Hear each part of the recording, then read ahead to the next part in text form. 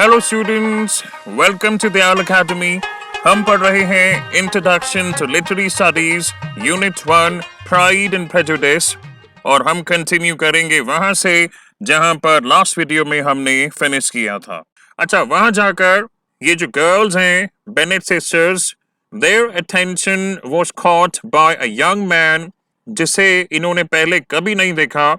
He has the most gentleman like appearance, जो एक और ऑफिसर के साथ आ रहा है। ये ऑफिसर है मिस्टर डेनी। मिस्टर डेनी ने आज वापस आना था, इसलिए लिडिया यहाँ पर आई है, लेकिन इनके साथ में एक जो जेंटलमैन और आया है उसको देखकर ये बहुत एक्साइटेड हैं। तो ऐसा लगता है कि मिस्टर डेनी इन गर्ल्स को, स्पेशली लिडिया एंड किटी को ऑलरेडी जानता है, तो वो इन्हें सीधा आके एड्रेस करता है और अपने जो फ्रेंड को साथ में लेके आया है, द डैशिंग जेंटलमैन जिसका नाम है मिस्टर विकम को इंट्रोड्यूस करवाता है। अभी ये आपस में ग्रीटिंग्स कर रहे होते हैं, थोड़ी बहुत बात इनमें होती है कि एकदम से हॉर्स राइडिंग की आवाज इन्हें सुनाई देती है और जैसे ही ये पलट के देखते हैं, मिस्टर डार्सी और mister Bingley come riding down the street. तो एलिजाबेथ जो हमेशा चीजों को बहुत माइन्यूटली ऑब्जर्व करती है, वो क्या ऑब्जर्व करती है कि मिस्टर विकम कौन है।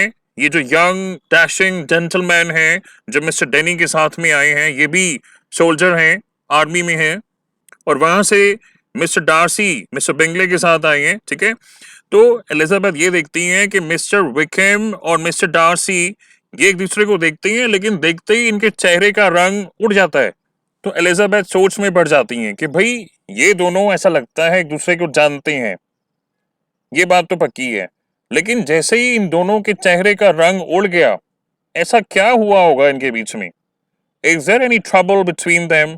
खैर, मिस्टर डार्सी और मिस्टर बिंगले आगे चले जाते हैं और ये जो दोनों सोल्जर्स हैं, मिस्टर डेनी और मिस्टर विकम, ये इनको इनकी आंट मिसेस फिलिप्स के हाउस तक एस्कॉर्ट करते हैं।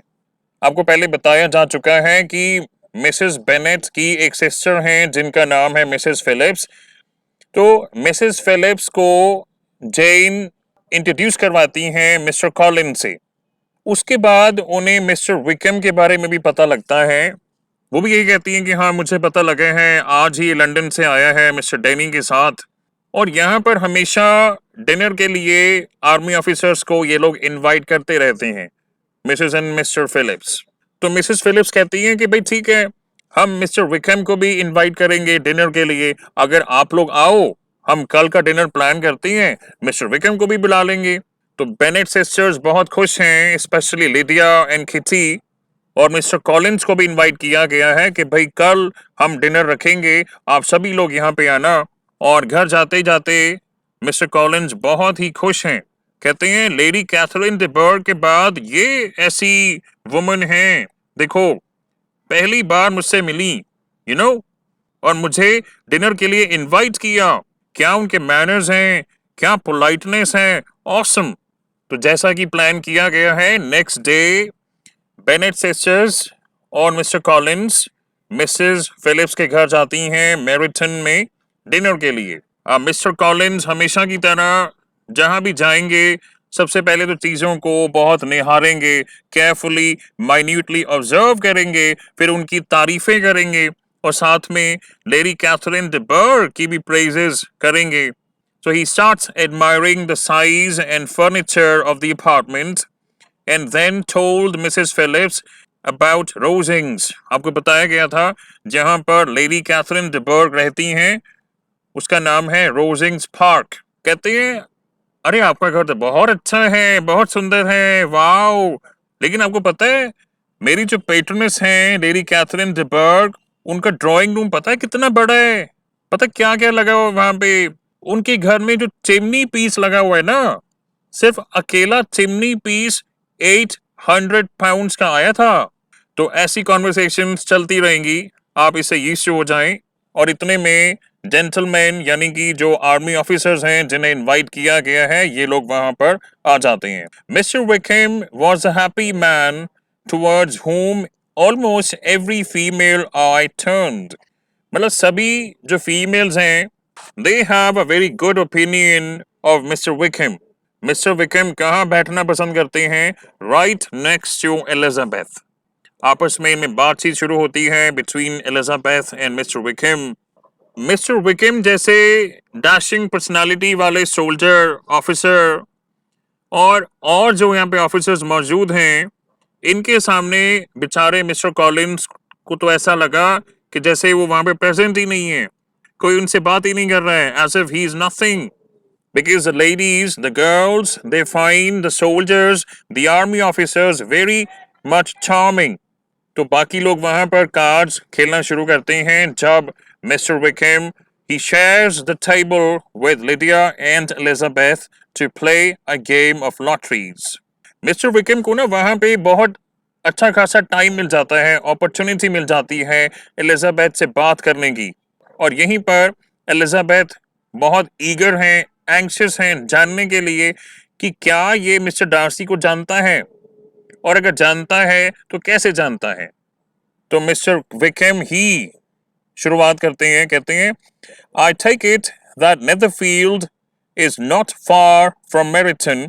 नेदरफील्ड पार्क जहां पर मिस्टर बिंगले और उनका फ्रेंड मिस्टर डार्सी और उनकी सिस्टर्स रहते हैं, वो कहते हैं मुझे लगता है कि यहाँ से ज्यादा दूर नहीं है Netherfield park, right? How long has mister Darcy been staying there?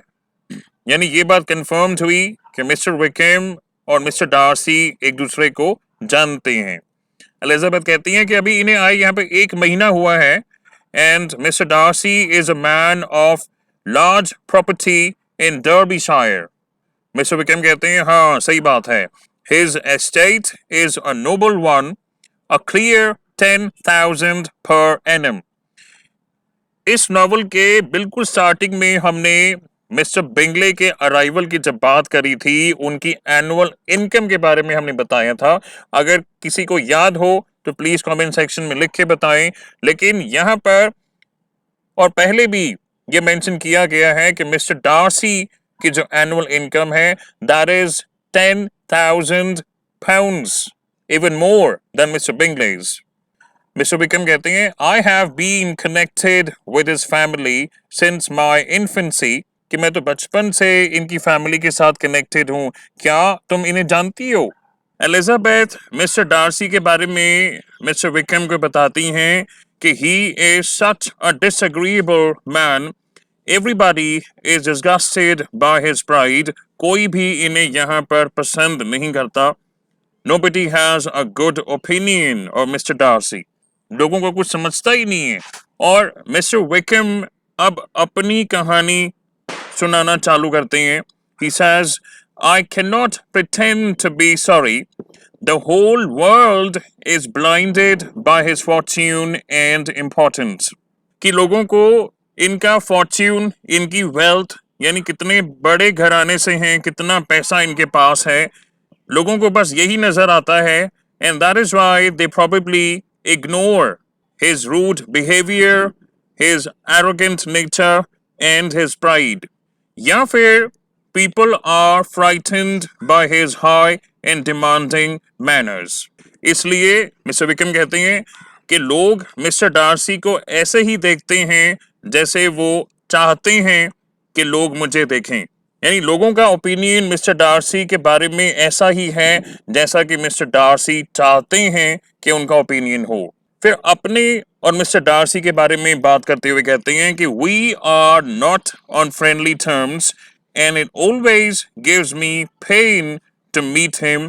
और यही वो चीज है जो एलिजाबेथ जानना चाहती हैं कि इनके बीच में आखिर ऐसा क्या हुआ था. और इसी का जवाब मिस्टर विकम आगे देते हैं. He says, I was not meant for a military life. The church ought to have been my profession. I was brought up for the church. Mister Wickham जो मिस्टर डेनी के फ्रेंड हैं, ये दोनों आर्मी ऑफिसर्स हैं. एक military regiment जो यहाँ मेरिटन में आया है, जिनके हेडक्वार्टर्स यहाँ पर हैं. इन्हीं की वजह से Lydia and kitty they always find an excuse to come here to Meryton every now and then, क्योंकि लिडिया और किटी आर्मी ऑफिसर्स में रुचि रखती हैं. लेकिन ये एक ऐसी मीटिंग है जहां पर मिसेस फिलिप्स ने बेनेट सिस्टर्स को यहाँ बुलाया है डिनर के लिए, और ये जो आर्मी ऑफिसर्स हैं इन दोनों के अलावा और भी हैं यहाँ पर मिस्टर विक्रम एलिजाबेथ को कहते हैं कि I was not meant for a military life. अपने पास में और ज्यादा डीप में बताते हैं मिस्टर डार्सी के फादर के बारे में बोलते हुए कहते हैं कि his father the late mister Darcy bequeathed me the best parish in his power। Parish के बारे में हम पहले भी बात कर चुके हैं। यहाँ पर ये चीज आपको समझनी जरूरी है कि a parish is under the pastoral care and clerical jurisdiction of a priest। और bequeath का मतलब ये होता है कि अगर कोई इंसान कुछ आपके लिए bequeath करता है, that means उस इंसान के मरने के बाद वो चीज आपको मिलने वाली है। पहले हमने बेनेट एस्टेट के प्रॉपर्टी के एंटेलमेंट के बारे में पढ़ा था। यहाँ पर जो वर्ड है bequeath, यानी कि मिस्टर डार्सी के फादर ने कुछ bequeath किया था मिस्टर विकहम के लिए। क्या किया था? The best parish in his power. He had bequeathed me the next presentation of the best living in his gift, but when the living fell, it was given elsewhere। अब ये जो word यहाँ पे इस्तेमाल हुआ है लिविंग, इसको लेकर बहुत कंफ्यूजन रहता है स्टूडेंट्स में। अगर आप इसका डिक्शनरी मीनिंग चेक करें तो it has multiple meanings. Of course हम एडजेक्टिव की बात नहीं करेंगे, will take the noun living. एक तो ये मतलब हो सकता है the money you earn from your job as in the work you do for a living. तो इस लाइन को पढ़ते ही स्टूडेंट्स ये सोचते हैं कि मिस्टर डार्सी के फादर ने ऐसा कुछ प्रॉमिस किया था कि भाई मेरे मरने के बाद मिस्टर विक्रम को इतना पैसा मिलेगा।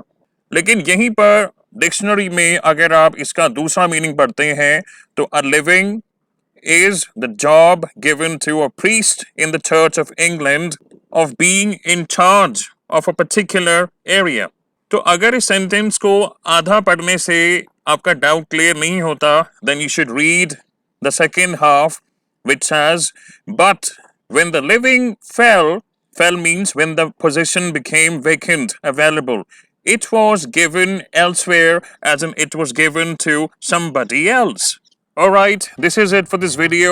इसके आगे का प्लॉट हम नेक्स्ट वीडियो में कवर करेंगे।